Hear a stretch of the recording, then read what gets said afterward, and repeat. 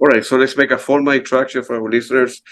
Good afternoon, Dave. My name is Claudio. I'm calling you from Washington, D.C. From the studios in Fairfax City. We're very humble and grateful that Dave Kerzner accepted our invitation to our show. Dave, welcome to the show, man. Thank you, Claudio. Yeah, no problem. Let's go back to the beginning with your musical career. Were you born into a musical family? How old were you when you perhaps began taking piano lesson or guitar lesson in your case? No, I wasn't born to a musical family at all. I'm the only one in my family. Well, let's say my immediate family is non-musical, but we had a piano, and everyone in my family took lessons, including myself, and then everybody quit, including myself, with this teacher because he was really kind of a stiff and he wasn't very much fun.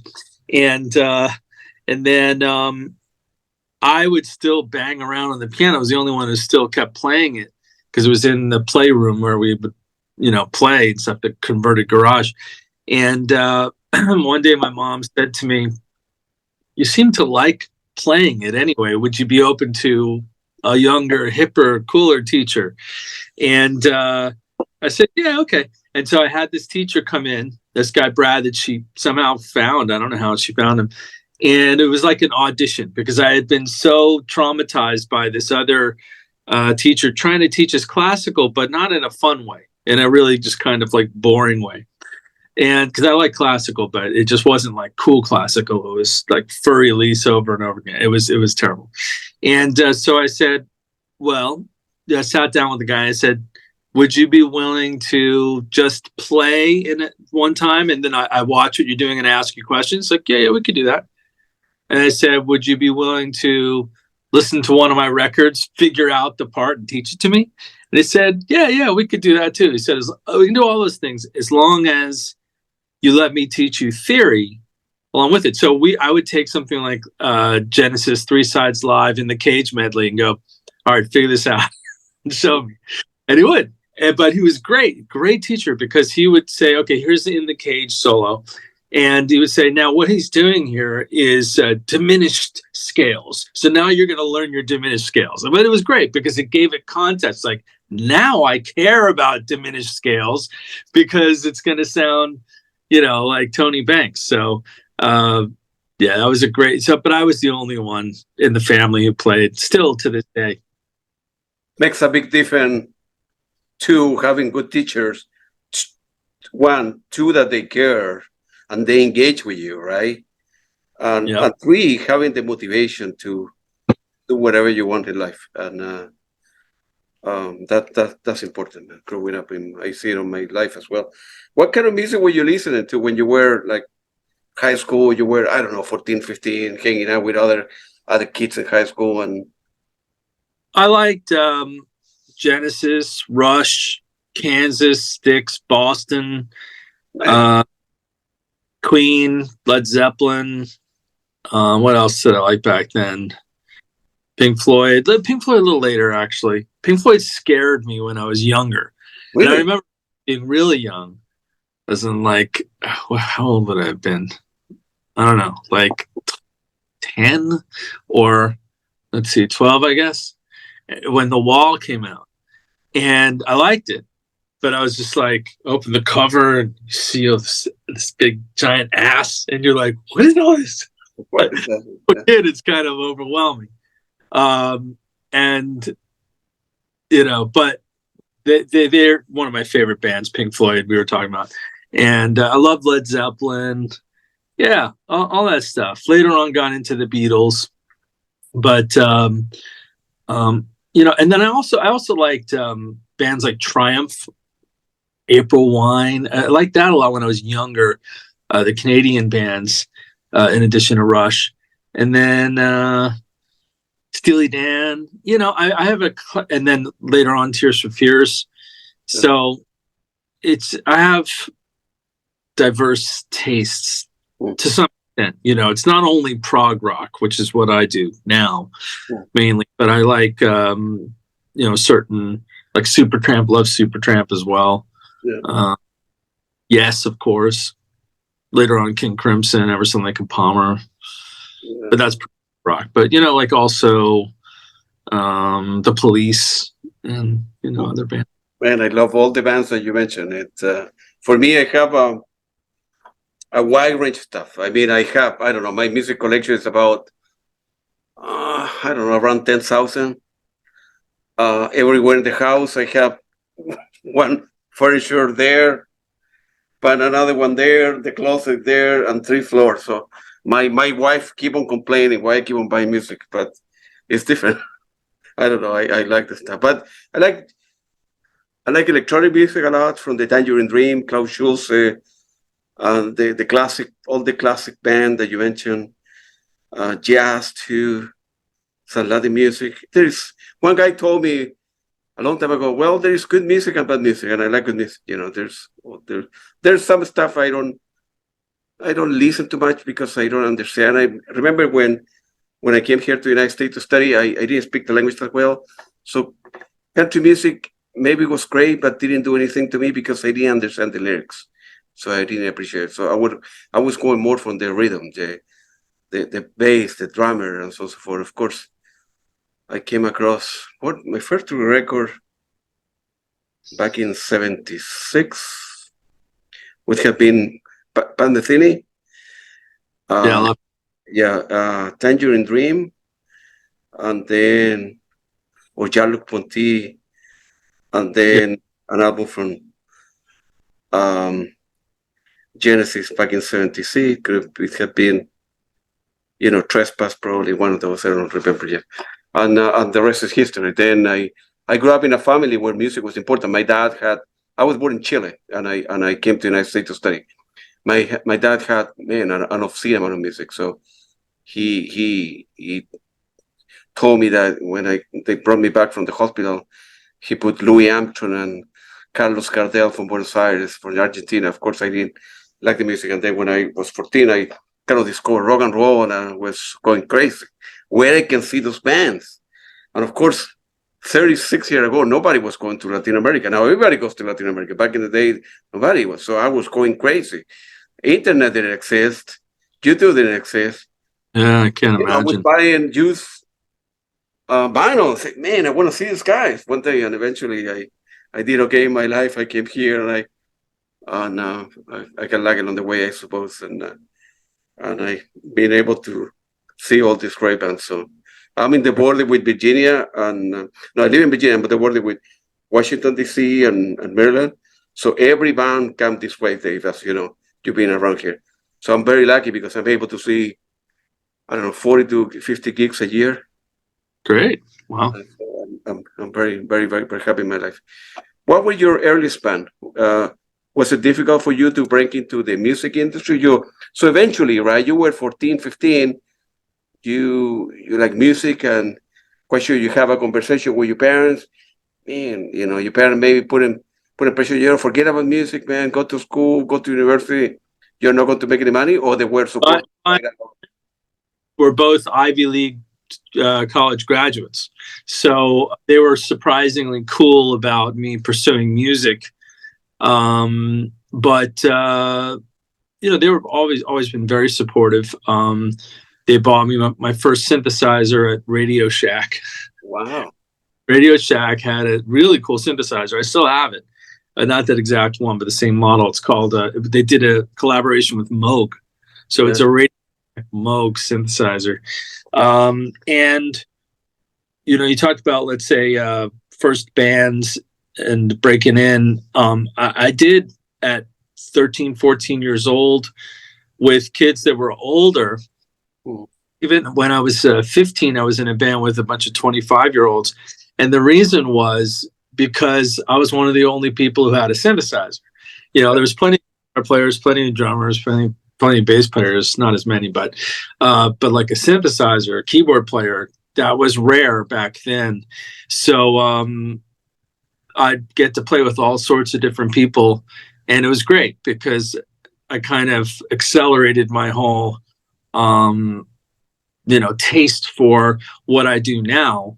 Back then, just early education on also recording, because I bought a really nice 4-track, and because I had this little mixer and a 4-track, I started playing producer at 15, like what I do now. But I was like doing it with my high school friends, and they would look at me like, who made you the producer? Who made you boss? And I'm like, hey man, I'm the guy with the equipment. You want to do it or not? And I would just say things that were, I had an instinct for, like just basic stuff like, can you do that again? Or, can you do a different fill? You're doing the same fill every time. And they get a little bit mad with me.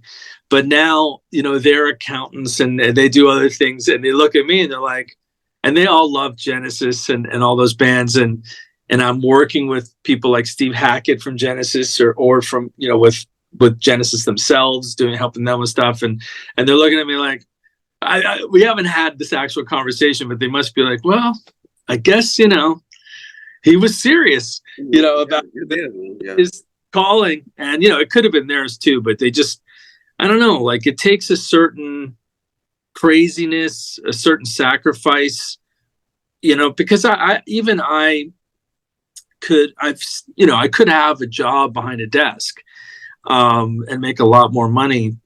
And I do have a job, but in the music software world, but I mean, I could, just do that and be more successful in terms of the business world or whatever. But, my philosophy is, we have this window of time. Nobody even knows how long it's going to be. If you're lucky, you get to live till you're 80, 90 plus years old. Some people, die before 50. There's a friend of a friend who just died at 47. It's like, okay, so you have this window of time. The most important thing is you're happy. You're doing what you love. And this is what I love. So I wouldn't love making tons of money, but being behind a desk and not doing what my passion is. So, because at the end of the day, it doesn't matter if you're Steve Jobs and you've got billions of dollars, he's gone. It's dead. Everyone, we all go. So it's like nobody's keeping score. No one cares if you have, it's nice to have those things, but really it's just, it's like, what is important to you? And that's how I see everything I do. And my parents understand that, they're proud of what I do. Of course, I have the most hilarious story with my mom.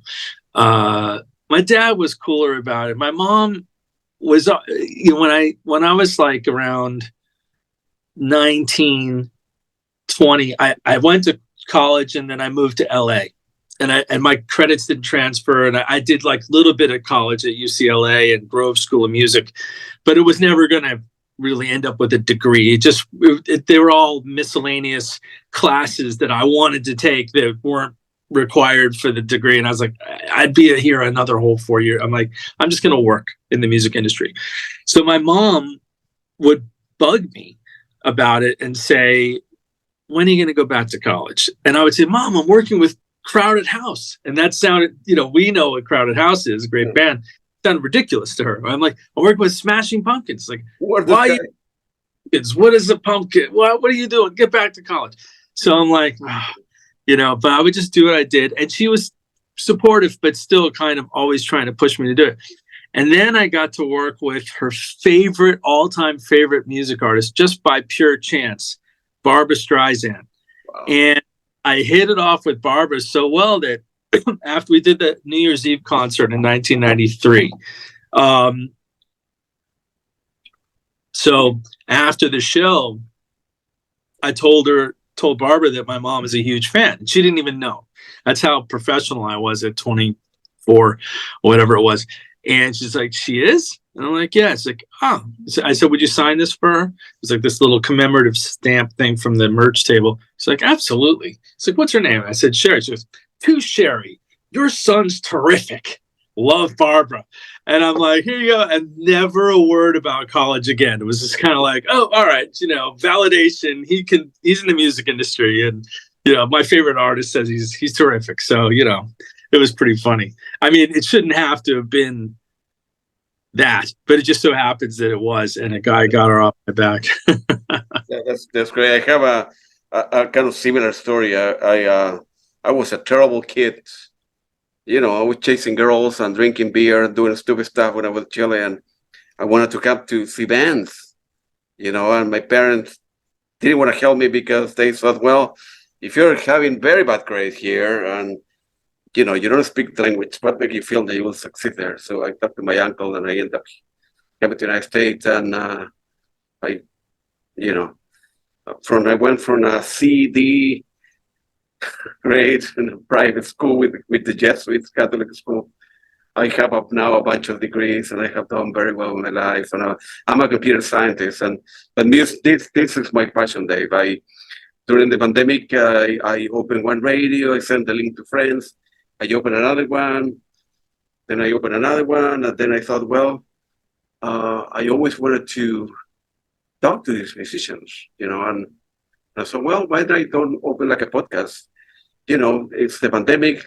Bands are at home. They're not touring. They couldn't tour. They couldn't go anywhere. Everyone was at home. So I started calling people, and nobody was getting back to me. And eventually, Steve Hackett was my first interview. So I would never forget that. And very grateful to him. I talked to him a couple of weeks ago, actually, and I'm very happy. And the rest is history. So and now I'm talking to you, and you are a great guy too. And you can like it on the way. I suppose it's hard work and dedication. And along the way, people need to give you breaks, I suppose. And but I wake up happy every day. I don't know how people get depressed or have so many problems. I don't know. I try to listen to a lot of music every day, at least 2 hours a day from the last 50 years, believe it or not, every day. So go to a concert. It makes me happy. I'm a very happy person.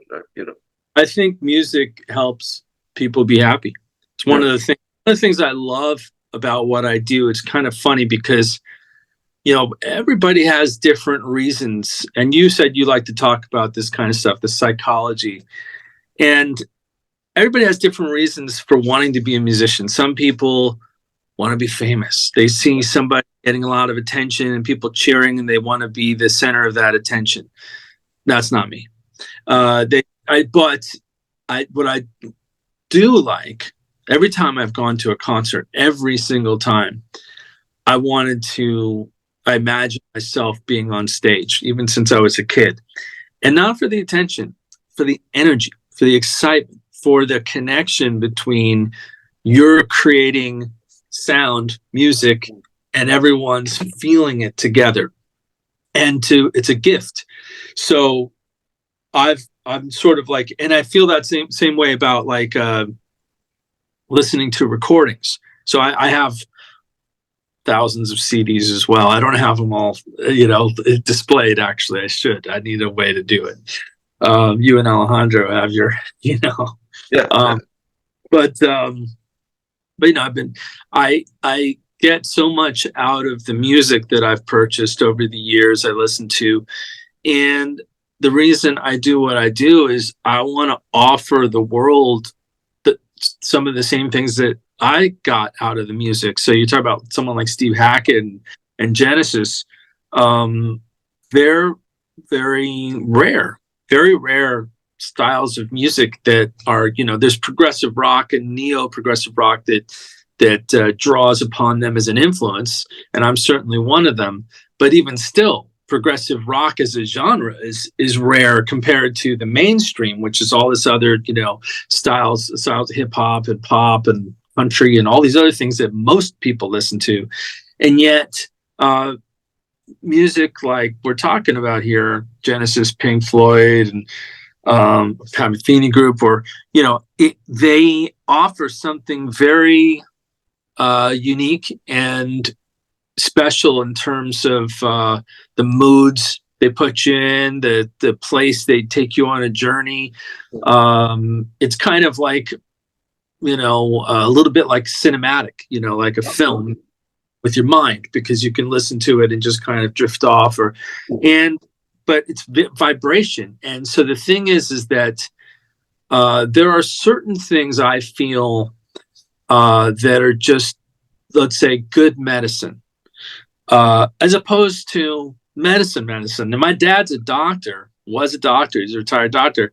And I've always been sort of like, I only take medicine if I have to. I'm not against it, but I just, man-made chemical things, I'm just sort of like, yeah, all right, but I'm not going to rely on it. I'm not going to, that to me is not like, what's going to make you happy, and not drugs either. I don't take drugs.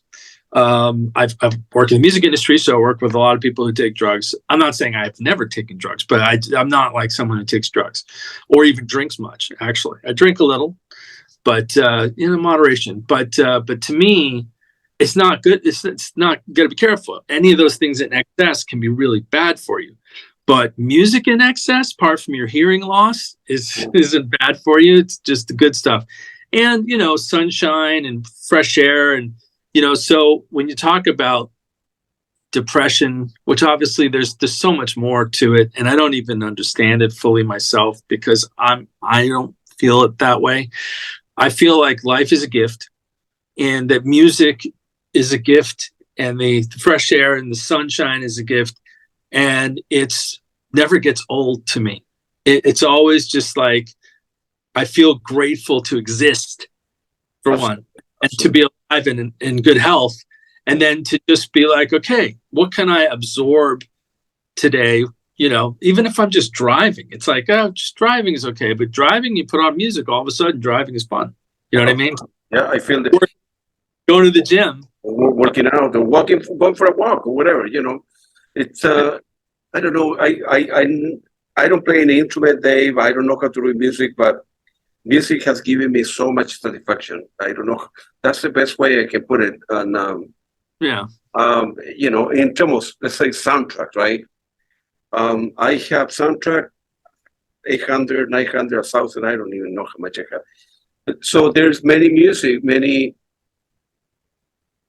movies that I have never seen or will never seen. I have seen the music, and I put my headphone and listen to Ennio Morricone in Italy. I have interviewed a lot of musicians that compose music for film industry, especially people that specialize in keyboard, electronic music, scary movies.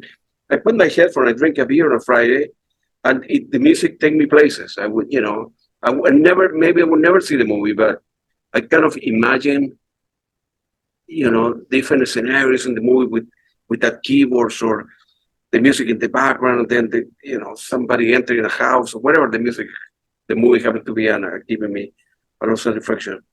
I think music, you say something very good. Maybe the music is healing, provide like a healing factor for people. I'm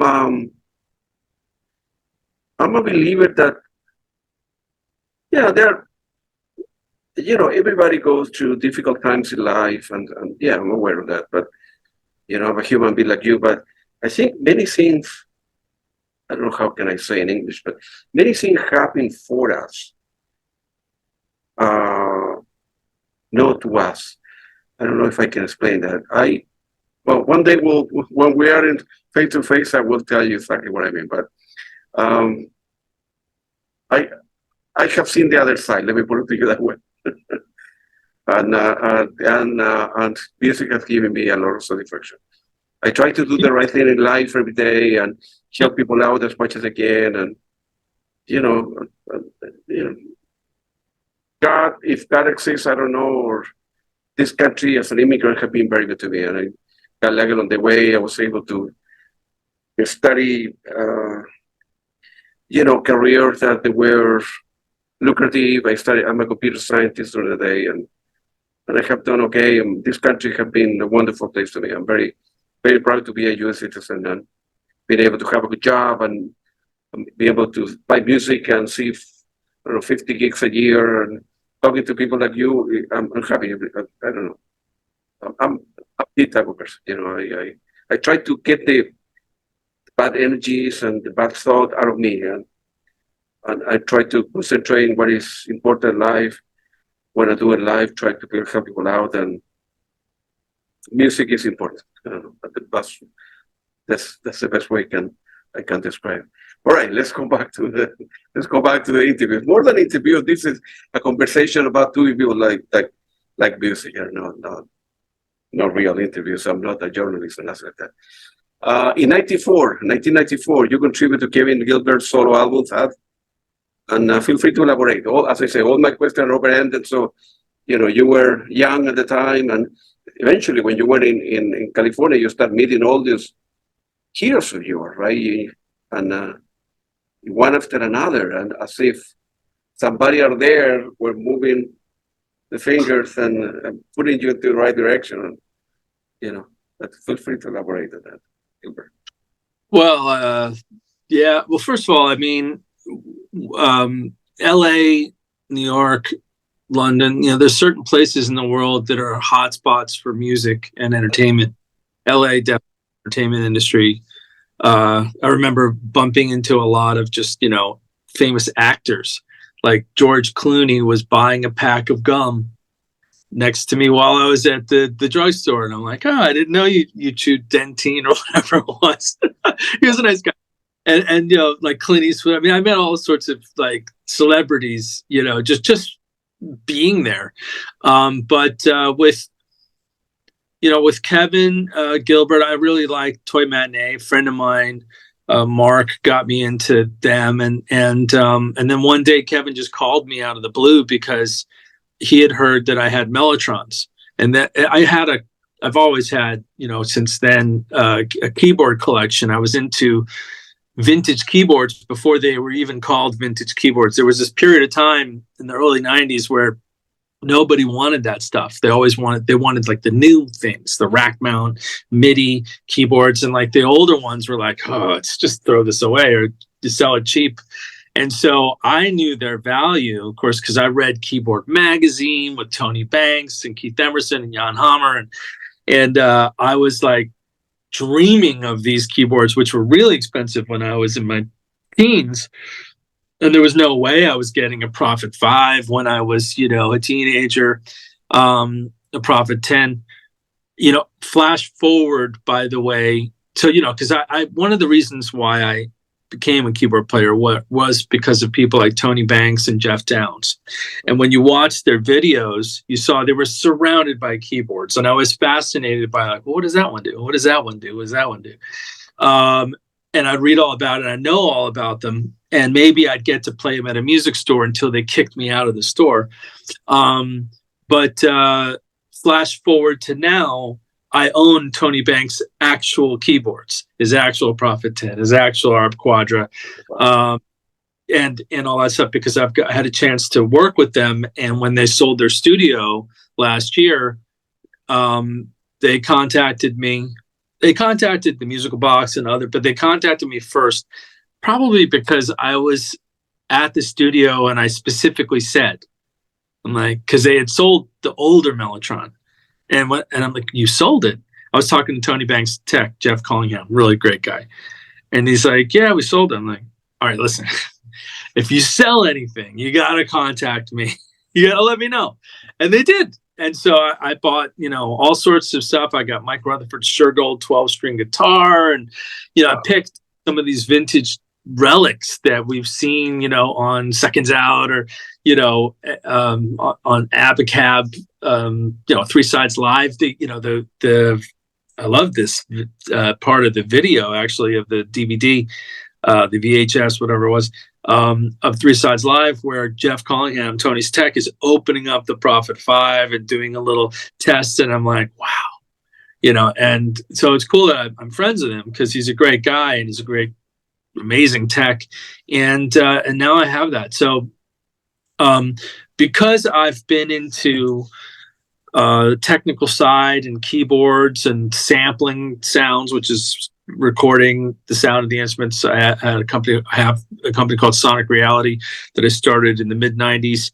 And because of all that, I've met a lot of musicians who are interested in that side of things, whether it's samples or the actual keyboard. So Kevin Gilbert called me out of the blue and said, I heard you have Mellotrons. Can I come to your studio and check it out?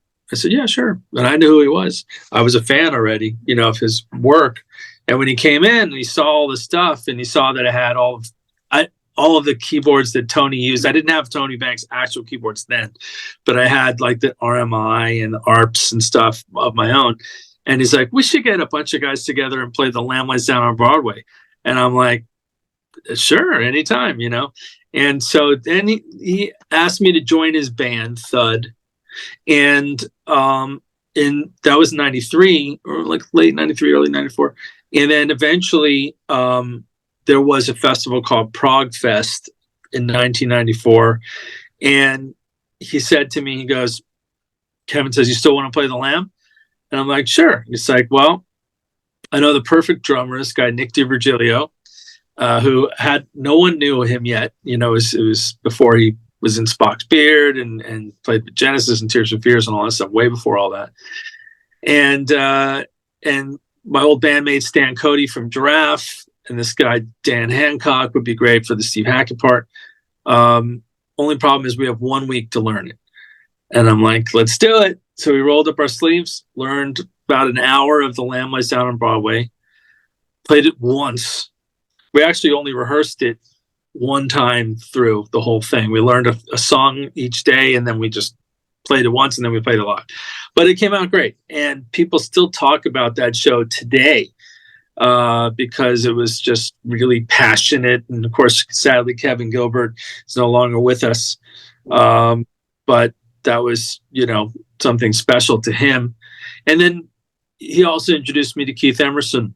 And that's a whole other story, but it's a great story. And I became friends with Keith and helped Keith over the years and have worked with Keith. Another one of my heroes.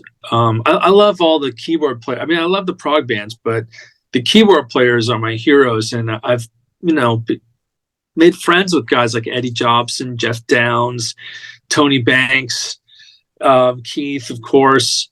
And it's really great because they're all really nice people. Rick Wakeman, you know, they're like my kind of people. I don't know, like they're not as difficult, crazy, ego, whatever, as let's say maybe a singer might be or a guitar player.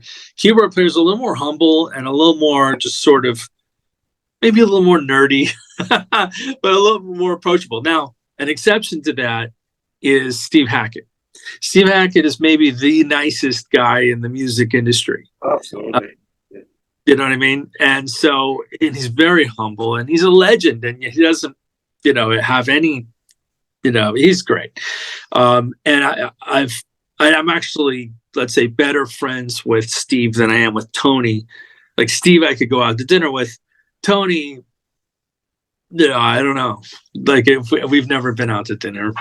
But either way, it's just great to meet your heroes and not be disappointed, because, you know, I have met some people who I look up to and they weren't very nice, and it kind of spoiled it for me. I was like, I wish I'd never met that person because I really like their work, but as a person, they're really an asshole.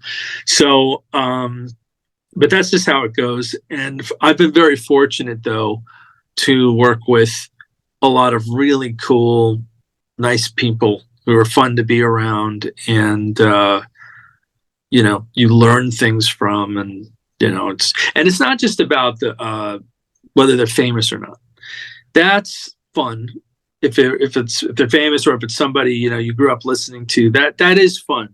But what's more, but to me, it's not a superficial thing that I'm after, like trying to just, you know, tick off the box of every, you know, name dropping, you know, it's actually not that. It's more just going with the flow. And if something is sort of within range, you know, of like, hey, I have this idea, what about this? Like, for instance, later on with Sonic Reality, I worked with, I did a very, very rare session, studio experience, extremely rare. I'm the only person in the world who's done this. Worked with Alan Parsons and Nick Mason in the studio. Only person who's done that since the 70s, since Dark Side of the Moon. They haven't worked together. So, but I brought the two of them together, and it's not because I've got like tons of money or something and I can make it happen, or I'm somebody important or anything like that. It's because one thing leads to another. And if you have luck, synchronicity, everything, it can happen. So what happened with that was I was doing a sample session with Guy Pratt, bass player with Pink Floyd. And I was saying to him, we were talking about, I don't know if it was his idea or my idea of saying it would be great to do a sample library with Nick Mason, because he's underrated. He's really he's a great drummer, because he's the best drummer for Pink Floyd. He may not be the best drummer for Genesis or something like that. I'm sure he isn't, and he knows it. But it doesn't get any better than Nick Mason for Pink Floyd music, and that music is classic. And his style is cool, just like Ringo. It's more it's not about fancy playing and about chops. It's about feel and style and recognizable character. That's what he has. So, and I love the sound. So I was thrilled to be able to do it. And you know what the funny thing is? The most hilarious thing ever. I get a call from his manager, and you're not going to believe who his manager is. I didn't even know either. Tony Smith, who manages Genesis. Wow, the man. Yeah. And so at first, I had met Tony before and everything, but he didn't know who he was talking to. And he was going to kind of say no to the sample. I'd be why would we do this? How much money is involved? What is this? And I said, Tony, this is Dave. I played in a band with Phil's son, and I helped Mike and Tony with the keyboards with my company, IK Multimedia and Sonic Reality. Oh, okay. Yeah, you can do it. No problem. Go ahead, do your little thing. You know what I mean? But at first it was just why are we doing this? I was I had to just kind of be well, for fun. He was cool about it in the end. It wasn't the biggest business thing. But anyway, I booked a session in England, and just out of curiosity, because I had worked with Alan Parsons before, I knew him. I contacted him. I said, I'm sampling Nick Mason. Would you want to be the engineer? And I told him the time, and it just so happens, because he lives on the West Coast, in Santa Barbara, California. And I told him when we were doing it. He said, I'm going to be on vacation in London during that time. And he had to ask his wife, Lisa, if he could leave the vacation, to work. I'm sure she was thrilled. But anyway, he was already there. So it wasn't I was flying people from all over to do this whole big thing. It was just oh yeah, luck. So we did this session. We didn't do it at Abbey Road, but we did it at another studio called State of the Art, which I don't think is around anymore, but they had the EMI console. They actually had more Abbey Road gear than Abbey Road from the Dark Side. In fact, I think they even had the Dark Side sidecar, this amazing console I wish I had. But we did the session together, and I produced it. And so there was this one moment, and everything was totally cool. Nothing was awkward. Nobody was acting like they're better than anybody else. It was all just musicians in a room. It was great. No matter how old you are, how young you are, how whether you've sold the best-selling album of all time, or you've none of that matter. We're just in the studio. And I remember this one moment where Nick says, "Is that okay, Dave?" And then Alan turns to me and goes, "Is that okay, Dave? What do you think?" And I'm that's when it dawned on me. I'm is this real? Is this real? A dream, man. You would wake up one day. Wow, good for you, man. And it was great. And it just, but it's not it had to happen, those kind of things, or that it makes it any more success or important. I don't see it that way. I just see it as something magical almost that happened, synchronicity, and I was able to do it. And then the cool thing about it too is that we recorded those sounds, and then those sounds musicians can buy to use their music. So that's what it's for. That's what that was for. But I'm also using it for my own. I used it on one of my albums, Static, the title track. That's Nick Mason on drums. And then I also I'm producing a Pink Floyd tribute album that has basically Nick Mason on drums. In fact, it's one of the things I'm going to do here is I'm going to send a track over to Scott Page, who was the sax player from Momentary Lapse, and he's going to play thing. And I did a track with David Longdon of Big Big Train, who's sadly also no longer with us. And I might release that soon, since they're celebrating the 50th anniversary of Dark Side of the Moon, and I did Us and Them with David.